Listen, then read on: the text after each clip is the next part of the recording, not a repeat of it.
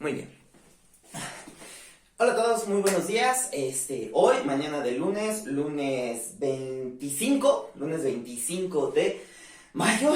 Ay, cómo pasa el tiempo, qué horror. Bien, entonces, para el día de hoy, nuestra clase número 29 es realizar un proyecto de español, ¿sí? Si recordamos, la clase pasada habíamos analizado un cuento clásico, ¿sí? Analizamos específicamente cuentos de los hermanos Grimm. ¿Por qué? Porque el objetivo principal de este bloque, o el aprendizaje esperado, o... ay, no me acuerdo cómo se llama, pero bueno, el punto es que aprendamos a realizar la biografía de una persona, pero en específico nos piden que hagamos la biografía de un autor de cuentos clásicos. ¿Pero por qué de un autor de cuentos clásicos?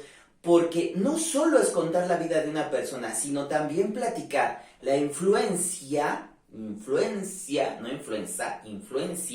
que tuvo la vida de la persona para la realización de sus obras escritas. Y pues bueno, se espera que todos alguna vez en su vida hayan leído un cuento clásico o algún cuento infantil.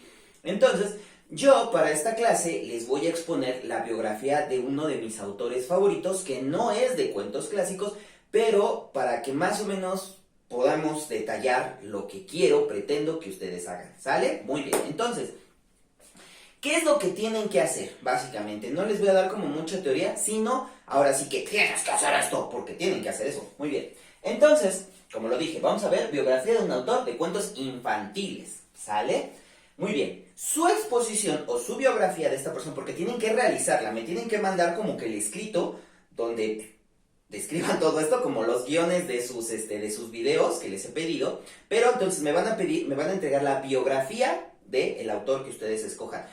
Les recomiendo Los Hermanos Grimm porque hay algo de información en el libro. Claro, no tienen que transcribirme lo que viene en el libro, también tienen que investigar algo, ¿vale? Pero bueno, ustedes escogen. Yo les recomiendo Los Hermanos Grimm, pero ustedes pueden escoger algún otro, siempre y cuando me pongan nombre del autor, fecha y lugar de nacimiento del autor, qué estudió, o sea, cuál fue la preparación de este autor y en dónde la realizó. Muy bien. ¿Cómo fue la vida de este escritor? Porque ya les dije, a fin de cuentas lo que tienen que tratar de mostrarme es qué influencia tuvo la vida de esta persona o por qué esta persona escribió esta obra, ¿sale? Entonces a veces la vida de las personas también la plasman los escritores en sus obras.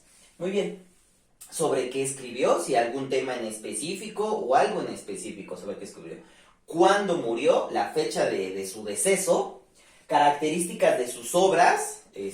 Ahorita más o menos vamos a tratar de explicar eso. Bueno, características de sus obras. Les digo, es como alguien escribió de un tema en específico. Los cuentos, por así decirlo, los cuentos infantiles hablan mucho de los reyes, heredar un reinado o tratar de acabar con algún problema en específico, ¿sale? Entonces es como la trama, cuál es el objetivo del cuento, cuál es el conflicto que se trata de resolver, ¿sí? Y por último, no se alcanza a ver aquí, pero ¿qué trató de transmitir el autor? ¿Cuál fue el mensaje? ¿Qué era lo que pretendía que aprendiéramos con su obra? Muy bien. Entonces, como dije, voy a hablarles de uno de mis autores favoritos, ¿vale? Como ejemplo de cómo ustedes pueden preparar su biografía y su exposición. Les pido otra vez disculpas, muchas letras, pero pues tengo poco tiempo, así que yo lo hago de la manera fea. Claro está que en su exposición pueden evitarse muchas letras siempre y cuando dominen la información y de preferencia algún dibujito, algo por el estilo, ¿vale? No es necesario que escriban todo, siempre y cuando dominen la información. Muy bien. El autor del cual yo les voy a hablar es acerca de Gary Jennings. Gary Jennings nació en 1928 y murió en 1999. Cabe resaltar que este es un escritor estadounidense. Ahorita les voy a decir por qué, como que la importancia o menciono tanto que es un escritor estadounidense. Muy bien, es muy reconocido por varias novelas históricas, de las que destacan Azteca, Otoño Azteca, El Viajero. ¿Sale? Como lo dije, nació el 20 de septiembre de 1928 en Buenavista, Virginia. Terminando la preparatoria, se hizo cargo de una pequeña escuela. A partir de entonces, fue básicamente autodidacta. ¿Qué estoy señalando aquí?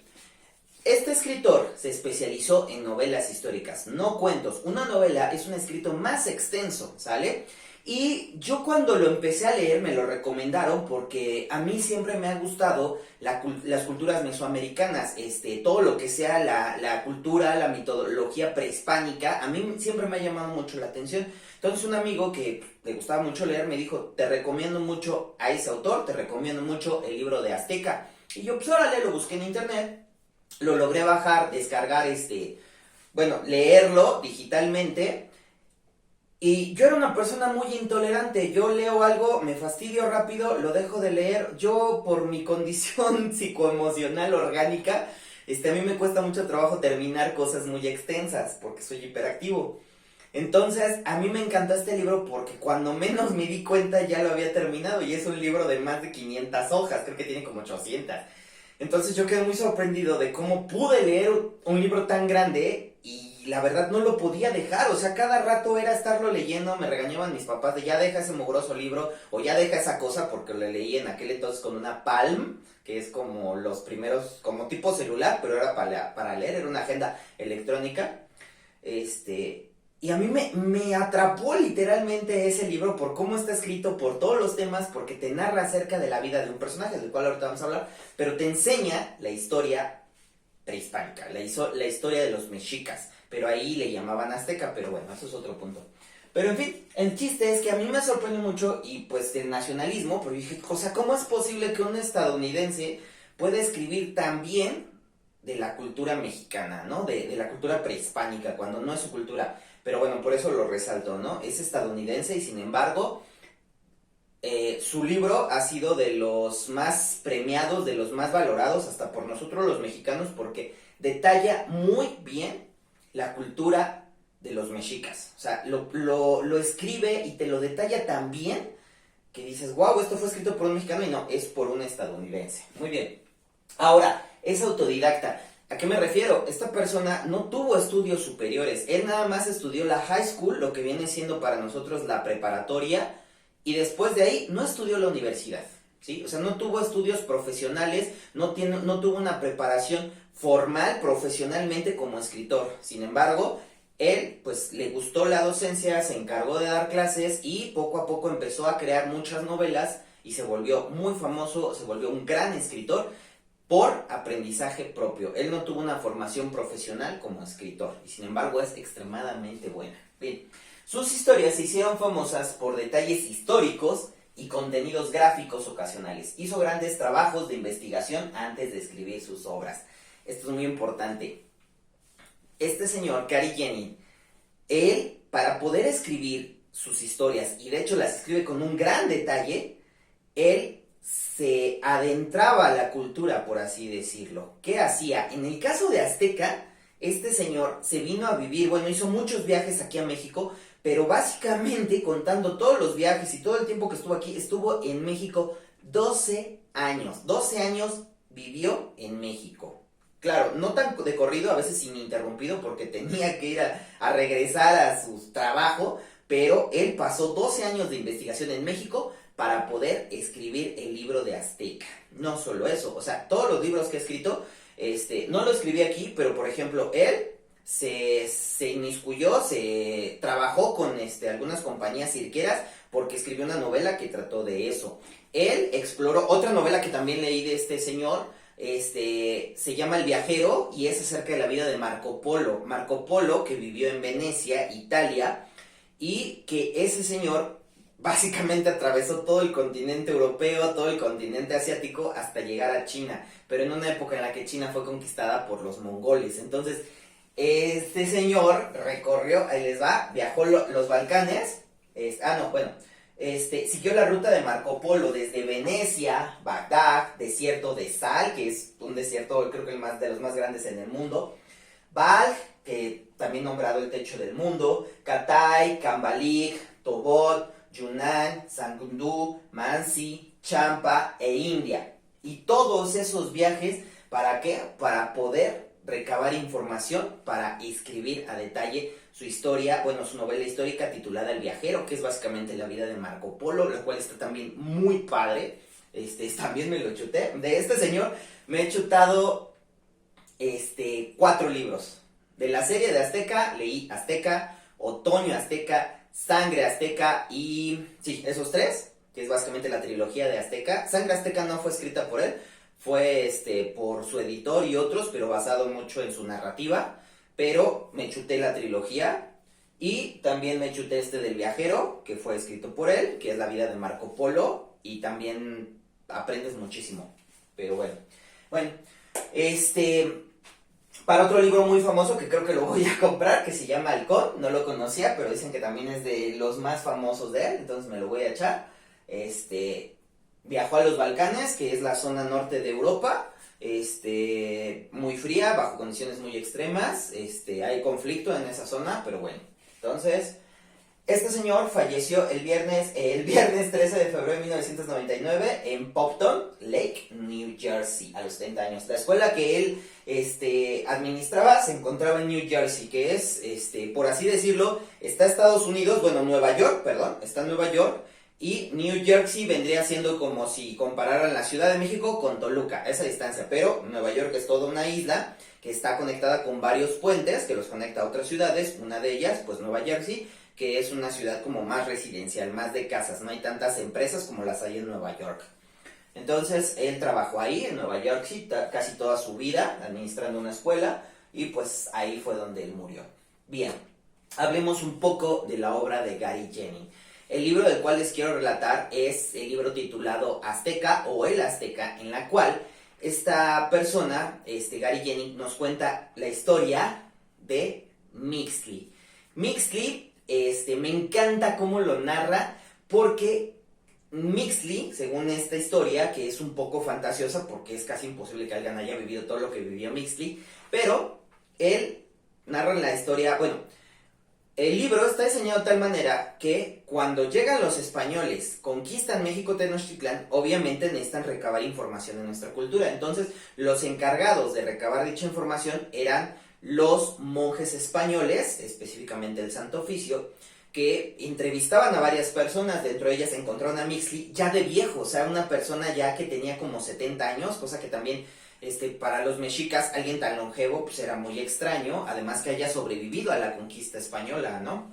Entonces lo toman como prisionero, Mixley pues es interrogado, te muestran la hoja de cómo inicia un interrogatorio de parte del Santo Oficio, y empiezan desde la fecha que dicen, hoy siendo viernes 13, y te dicen todo el santoral, una descripción increíble. Y ya empiezan a describir a Mixley, él le pide en su declaración de cómo es la vida, pero el cuate es un viejito, te imaginas a un viejito sarcástico, un viejito burlón, pero como sabe que tiene mucha información, pues no le hacen nada, porque él, a través de sus relatos, que son extremadamente gráficos, detallados, de tanto lo bueno como lo malo, también tiene detalles así medio, que no es muy viable para niños, o si lo van a leer, que sus papás por favor, pues den su consentimiento porque tiene información algo detallada.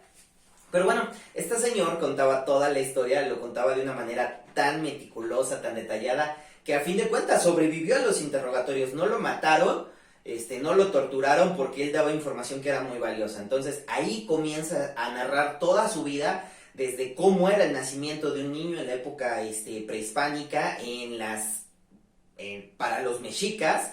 Él era hijo de un, no minero como tal, pero su padre se dedicaba a extraer las piedras con las cuales después le daban forma para hacer las construcciones, hacer los basamentos, las pirámides. Entonces él narra cómo era el nacimiento de un niño, cómo era su desarrollo, la formación, y empieza a narrar toda su vida y todas sus aventuras, pero lo hace con un detalle increíble que en serio te adentra y lo puedes vivir, ¿no? Entonces, el detalle con el que Gary Jennings escribe la vida de Mixley, te transporta a ella y te fomenta la curiosidad por aprender más de la cultura prehispánica, de sus deidades, de sus festividades, de la religión, porque te lo detalla todo increíblemente, hasta... y no tanto es la trama, porque sí hay una trama bastante... increíble, bastante grotesca. Él tuvo una hermana, lo que le pasó a la hermana. Tenía un enemigo que al principio fue su amigo, después se convirtió en su enemigo, lo mata, va a las guerras floridas, se convierte en un guerrero jaguar, se convierte en un escribano, se convierte en un comerciante exitoso. Después pues llega la conquista de la Nueva España y pues él es tomado como prisionero. Ya después, en Otoño Azteca, es un libro que habla del hijo de Mixtli, que trata de vengarse.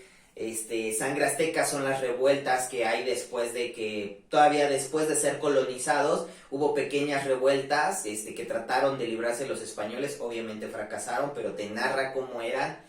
Entonces, la manera en cómo está escrita, el detalle en el cual Gary Jennings logra escribir la vida de un personaje ficticio, pero da tanto detalle, resultado de las grandes investigaciones que hizo este señor. También el lenguaje en el cómo escribe lo hace tan ameno, tan fácil, tan cordial para las personas que no se te hace difícil leerlo, no usa tecnicismos muy avanzados, excepto pues, las palabras que sí tiene que utilizar, pero de ahí en fuera es un lenguaje muy cómodo, muy ameno, muy agradable, donde no te aburre leerlo, porque es como si alguien te lo estuviera platicando, gracias a que él no tuvo una formación estricta, sino que él escribía como él quisiera escucharlo. Entonces su manera de escribir es muy agradable para las personas y puede ser muy fluido, y a pesar de que les digo, es un libro increíblemente grueso, con letra chiquita, pero no se te hace pesado. La verdad está escrito de una manera bastante agradable, bastante amena, te sumerge justamente. Sus relatos históricos te sumergen.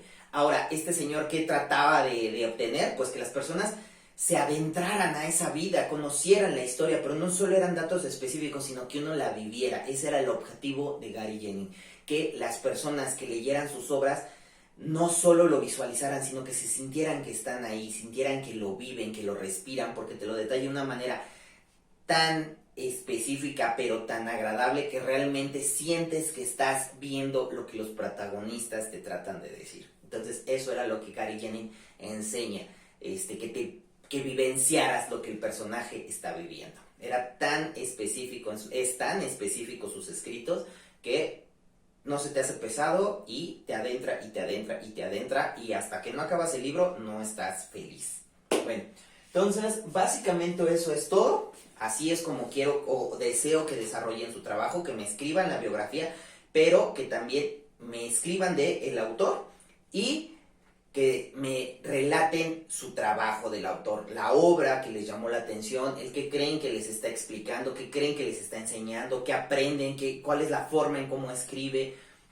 Eso es lo que quiero que hagan. Por eso les piden de un cuento infantil, porque todos han leído un cuento infantil, ¿sale? Entonces, ese análisis es lo importante de este trabajo. Bien, bueno, casi se me olvida, lo tenía que hacer en un principio. Le mando un saludo a mi super amigo, hermano, carnal, Freddy. Bueno, no me da tiempo de sacar la computadora, pero hizo un opening para la siguiente clase, se los enseño.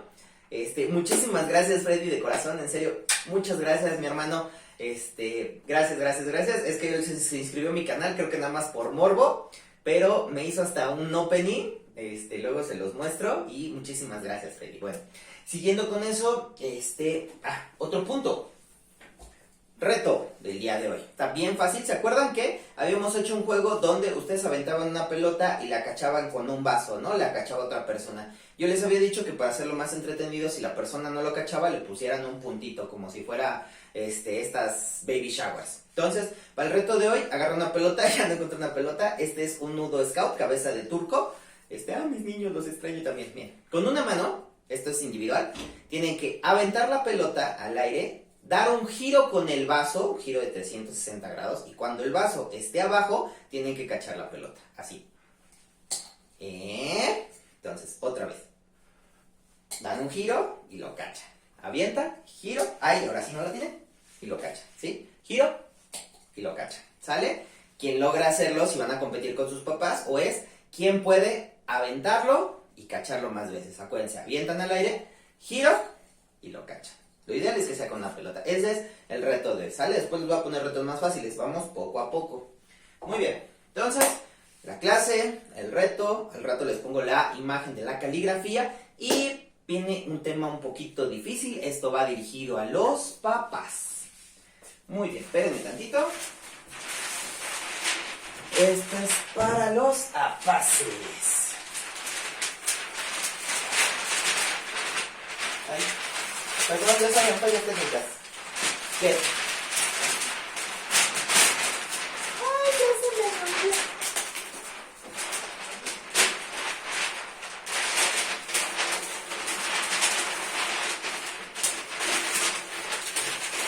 ¿No? Ahí está ya. Bien. Señores papás, y bueno, también niños, ¿de qué quiero hablarles? Si bien yo nunca he querido apresurarlos porque no es mi intención generarle más problemas, mi intención siempre ha sido ayudarlos, que los niños puedan aprender de una manera agradable, que sientan como si están en sus clases. Claro, no es lo mismo, no estoy regañando a niños, ¿no? Pero mi objetivo es eso, o sea, es colaborar, ¿no? Dar un granito de arena, darles un poquito de normalidad en estos momentos tan difíciles. Porque yo creo que ante situaciones extraordinarias no hay curas extraordinarias, sino la normalidad, ¿sí? Tratar de tener un poquito de normalidad.